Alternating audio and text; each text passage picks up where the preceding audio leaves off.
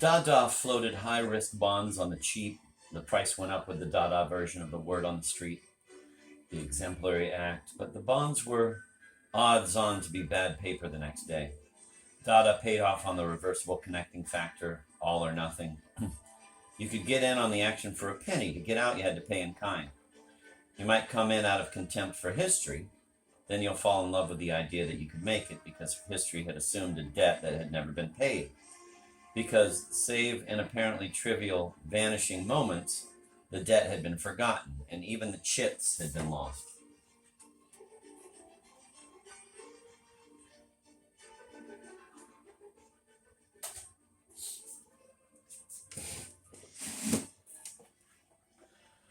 The chits had been signed by God. They said that, failing to make good on the promise of the Garden of Eden, of the kingdom of God on earth, he would give men and women all his fixed assets.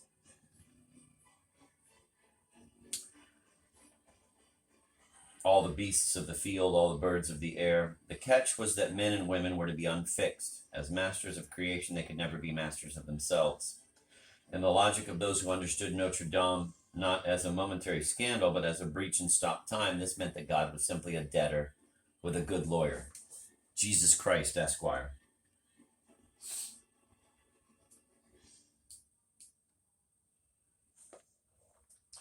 Those chits not lost had been burned along with those who tried to redeem them. The Gnostic revelation that God could be fully manifest in human beings, that human beings could be God, that earth could be heaven, that heaven could be fully manifest on earth, was driven underground. But there, this revelation was placed under so much pressure that when it surfaced, it could, to some, carry the power to transform a gesture into a sign, a joke into a bomb. The power principle of the Brethren of the Free Spirit had never been completely suppressed. In the Middle Ages, it was the idea that the authority of the church could be collapsed by an intensification of the mysticism the church carried within itself. In the modern world, it was the idea that a tiny group like the Letrist International could collapse secular authority by intensifying the mysticism secretly contained in the secular realm.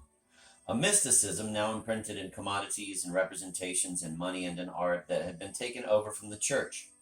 In the early 50s, this was the freedom to prove that society was only a construct and fate only a swindle, that a new world was no less likely than the old, that given the right weather, the right light, the right words, the right actors, the right theater, all of social life, every institution and habit might fall to ruin as swiftly and as finally as any empire celebrated in the history books. The Brethren of the Free Spirit, Norman Cohn wrote in the book the Situationists knew as Fanatiques de l'Apocalypse, were not social revolutionaries and did not find their followers amongst the turbulent masses of the urban poor. They were in fact Gnostics bent on their own individual salvation.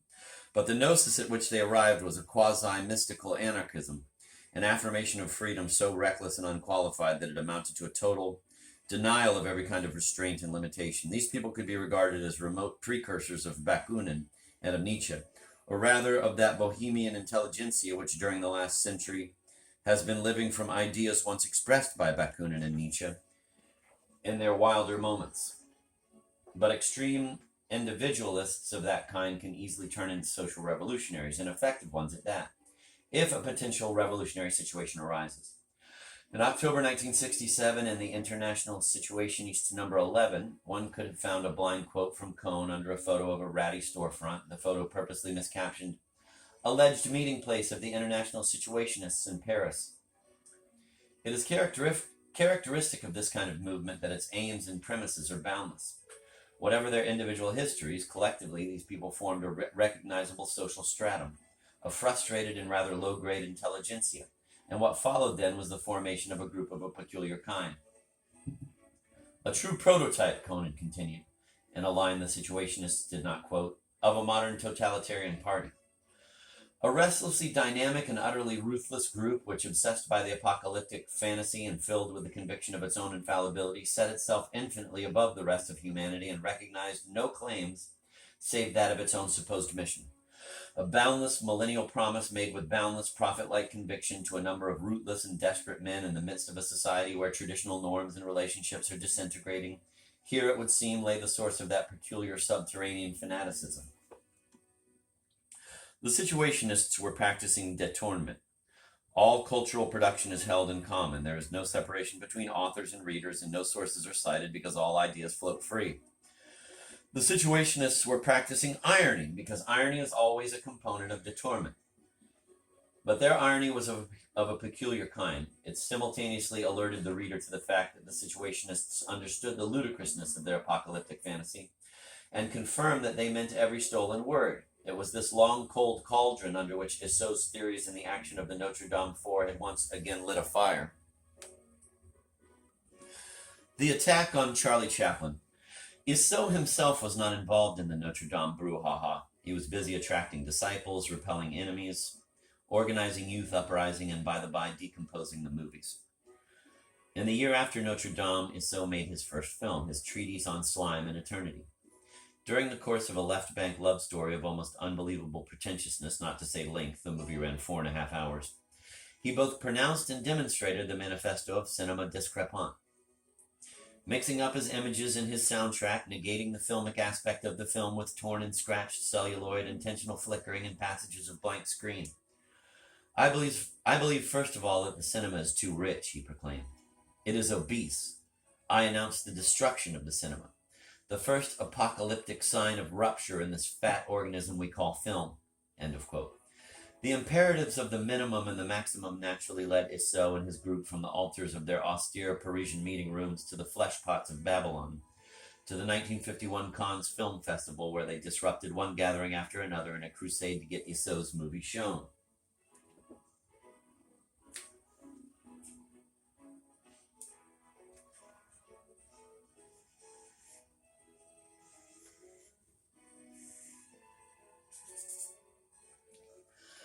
When the attempt was first made, Issot did not show himself. The act of creation made one God. Issot, it was announced, made his film in 6 days, and thus on the 7th day, purportedly the day the lettrists presented the work, he rested. Post-Cannes screenings of the treatise in Paris advertised an astonishing cast, including actor Jean-Louis Barrault and cineast Jean Cocteau, neither of whom had anything to do with it. For the time being, Issot settled for dedicating his work to the masters of classic film, D.W. Griffith, Erich von Stroheim, Abel Gance, etc., thus placing himself in their company.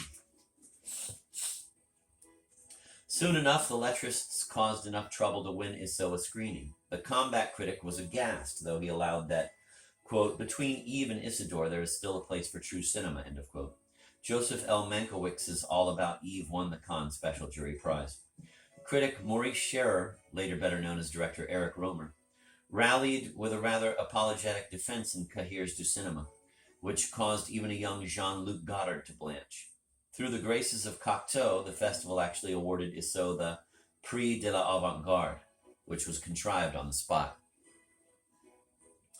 The Cannes action. The Cannes action attracted Guy Ernest Debord, then 19, who joined the lettrist group. He soon fell in with Woolman, Berna, Jean-Louis Brau, and Ghislaine de Marbe. In April 1952, he published an elaborate provisional scenario for the first film in Ion, a thick, one-issue lettrist journal devoted to the cinema, which, since Issot had announced its destruction, was thus ripe for renewal.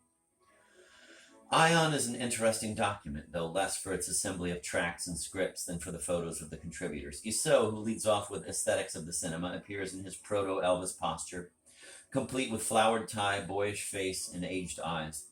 Woolman is a dandified Jewish intellectual. Mark O., the editor, under the name Mark Gilbert Guillemin. The lettrists were constantly changing their names or their spellings, accenting or pairings, as Debord finally did in 1960, dropping the Ernest, is a heroic young man with a movie camera. Sound poet Francois Dufresne strikes a bathing beauty pose on a high rock wall. There are two smiling, clean-cut young women. Then there are those who made their portraits into acts.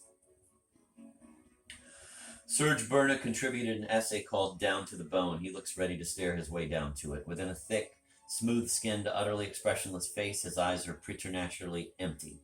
It is a prophetic face, the face of the generic 1950s mass killer. It is nothing one would see on the front pages a few later, as Charlie Starkweather always leered. It is the face that appeared in everyone's bad dreams, the face of a man who didn't know what he wanted but knew how to get it, a face so blank its only cinematic equivalent in the hockey mask Jason wears in the Friday the 13th movies. In its way, Berna's portrait says more about the motives behind the Notre Dame incident than anything in the incident itself. Silent, it calls up the most threatening of all free spirit maxims. The perfect man is the motionless cause. And the picture asks, the ruined man? When you look into the abyss also looks into you, Nietzsche said. And then this is what you look like. Gabriel Pomeran sits in front of a wall painted in triangles filled with lines. His face is streaked to match the backdrop. He is part shaman, part alchemist, part living metagraphic. Like the sounds Woolman brought forth from his body, there was something impossibly old about the paint at Pomeran's face. The lettrists like to use their clothes for letter poetry, painting their coats, trousers, and ties with new alphabets, so this might have been a small jump, except that there were no letters on Pomeran's face. What he had drawn on himself was more like the blind instinct to communicate, to symbolize, to make a mark. If one goes back to the oldest known symbolic representation, a bone engraving found in a Middle Paleolithic level in the Pec de l'Aise cave in Dordogne, the markings dated to about 150,000 BC, plainly speak the same language Pomeran was using. And body painting is older still, 1,000,000 years older.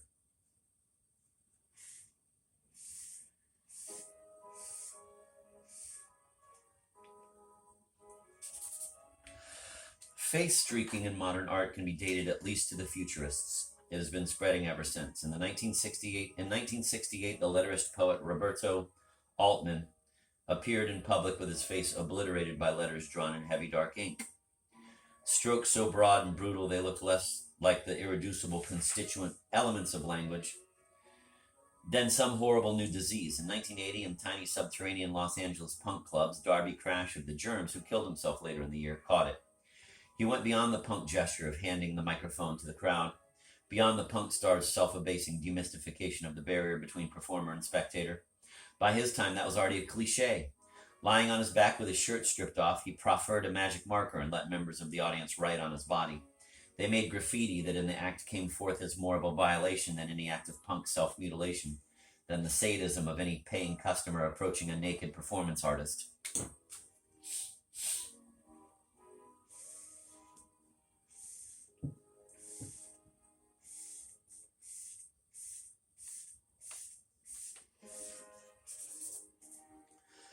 The violation took place in the cracks of one's knowledge of how performance or any art is supposed to work. If you pay to see others believe in themselves, as Kim Gordon wrote, as you put your money down, you might not quite know what. You might not quite know that, but you would know that the performer embodies subjectivity and thus turns those who watch into objects or dissolves the objectified selves spectators have brought to the performance. But Darby Crash was doing something much more confusing. It was as if he had wired his body for sound, wired it such a way that the circuits made audible noise out of the scrawls on his skin.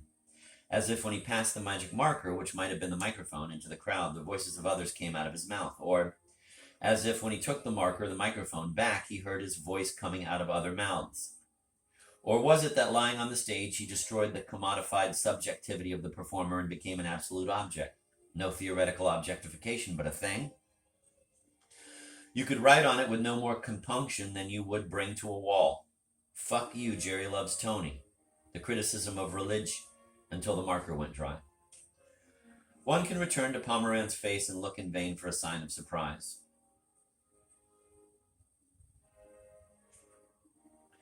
Altman's disease, Darby Crash's violation. Pomeran's eyes are focused tightly enough to see it all coming, as if he meant his face to bring forth just this future. As with Woolman's noise, Pomeran's face was an affirmation of a poetry beyond the ability of language to contain it. As a negation of ordinary language, it was a negation of ordinary life. Marx's poetry was word magic, his constant inversion of the genitive. Quote, to call on them to give up their illusions about their condition is to call on them to give up a condition that requires illusions.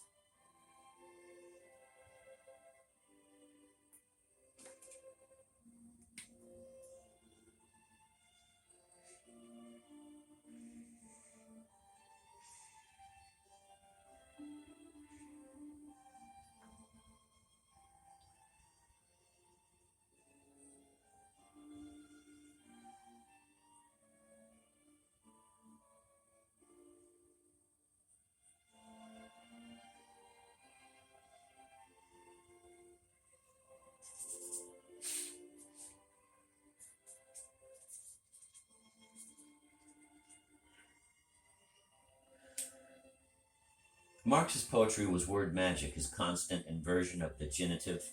To call on them to give up their illusions about their conditions is to call on them to give up a condition that requires illusions, was his rhythm, his new way of talking. In microcosm, it was also the reversible connecting factor, the insurrectional style, Debord called it as he took it as his own. Even the true is a moment of the false. Magic, as a negation of ordinary life, the style was an affirmation that the words used to describe that life could reveal the tune one had to call to make life dance. If lettrism did not excavate this phenomenon, its negation of all extant forms of communication cleared the ground for it. The suggestion was almost present that if it was poetry that brought the unsettled debts of history back into play, unsettled debts of history brought forth poetry. The longer one looks at Pomeran's portrait, the more unstable it becomes. This is why. Even keeping company with Pomeran and Berna, Debord's portrait stands out, perhaps because it is more obvious, easier to read, less shocking, not shocking at all, but no less demanding. Made on purposefully damaged film, a technique borrowed from Isso's movie, the picture looks like a relic, something scavenged out of the attic of a dead relative. As an argument, the modeled photo was clear. For Debord, lettrism is already a memory. The shot frames Debord against a wall. The shot frames Debord against a wall from head to knees.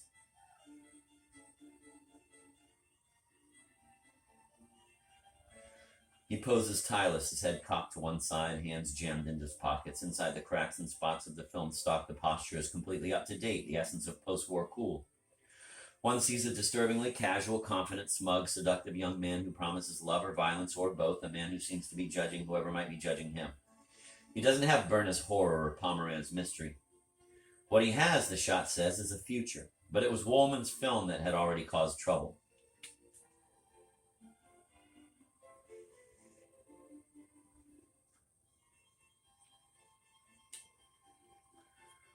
Woolman's 1951 L'Anticoncept combined a seemingly endless, autochronistic, opposed narrative script, a lovely motto, the days of the poets are finished, today I sleep, and a visual content entirely restricted to black-framed white spheres.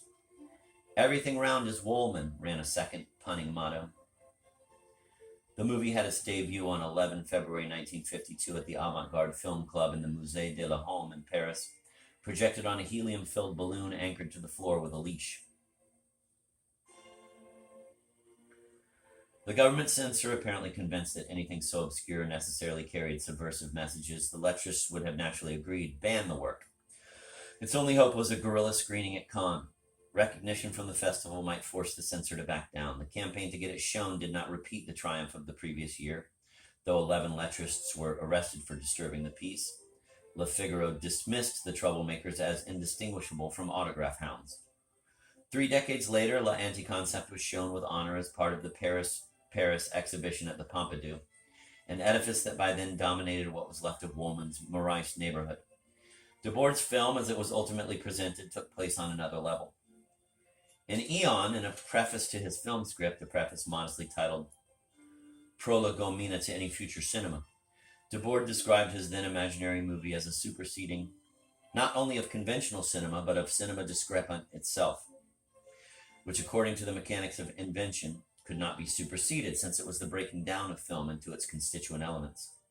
All this belongs to an era which is finished, Debord said, and which no longer interests me. He expressed regret that he lacked the leisure to create a work that would be less than eternal, a work that would endure no longer than the impulse behind it. The making of a real moment, he was saying, was the hardest work of all.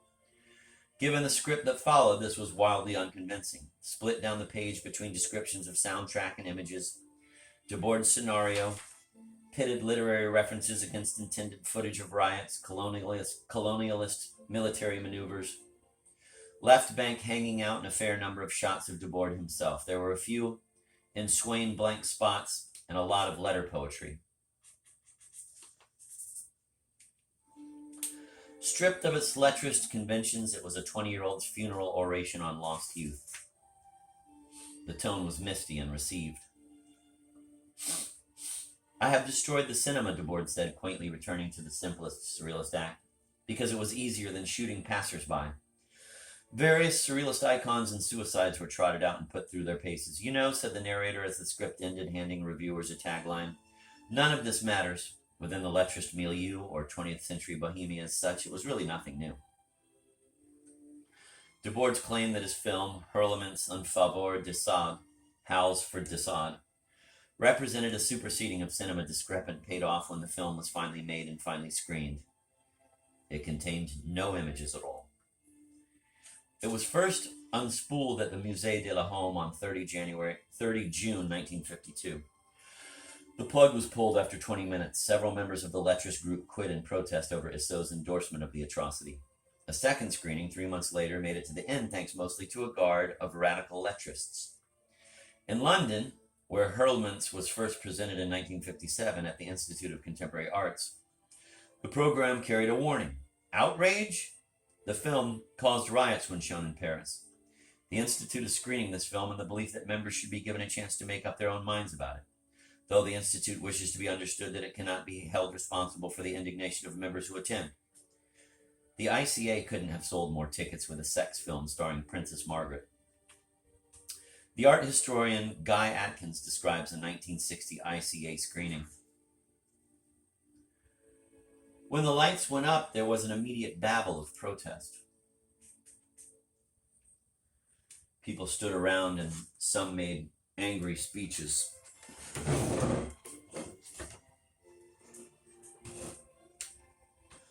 One man threatened to resign from the ICA unless the money for his ticket was refunded. Another complained that he and his wife had come all the way from Wimbledon and had paid for a babysitter because neither of them wanted to miss the film. These protests were so odd that it was as if Guy Debord himself was present, in his role of Mephistopheles, hypnotizing these ordinary English people into making fools of themselves. The noise from the lecture room was so loud that it reached the next audience, queuing on the stairs for the second house. Those who had just seen the film came out of the auditorium and tried to persuade their friends on the stairs to go home instead of wasting their time and money. But the atmosphere was so charged with excitement that this well-intentioned advice had the opposite effect. The newcomers were all the more anxious to see the film, since nobody imagined that the show would be a complete blank. Afterwards, one realized that Debord's use of emptiness and silence had played on the nerves of the spectators, finally causing them to let out howls in favor of de Sade.